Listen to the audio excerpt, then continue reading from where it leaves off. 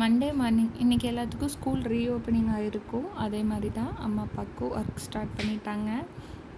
So 2 மந்த்ஸாக லீவில் இருந்துட்டு பாப்பாவும் லீவ் விட்டு நெக்ஸ்ட் வீக்கே பிறந்துட்டா. அவங்க கூடயே தான் இருந்தா. ஸோ இன்றைக்கி எப்படி தனியாக ஹேண்டில் பண்ணுறேன்னு தெரில. மார்னிங் டைமில் ஹஸ்பண்ட் கூட இருப்பாங்க. அந்த 2 ஹவர்ஸ் அவர் பார்த்துக்குவார், எப்படியும் மேனேஜ் பண்ணிக்கலாம். ஈவினிங் 2 ஹவர்ஸ் தான் என்ன பண்ணுறதுன்னு தெரில. பாப்பாவோட ஸ்லீப்பிங் ரொட்டீன் எல்லாம் மாறிடுச்சா. அவள் எப்போ தூங்குறா எப்போ எந்திரிக்கிறாங்கிறது டோட்டலாக தெரிய மாட்டேது. இந்த டைம் தான் தூங்குறா, இந்த டைமுக்கு எந்திரிக்கிறாங்கிறத நம்ம கண்டுபிடிக்கிறதுக்குள்ளேயுமே அந்த நியூ பார்ன் ஸ்டேஜ் முடிஞ்சு அடுத்த ஸ்டேஜுக்கு வந்துட்டாங்க. அம்மா அப்பா ஈவினிங் போயிட்டு வர வரைக்கும் பாப்பா நல்லாவே கோஆப்ரேட் பண்ணியிருந்தா.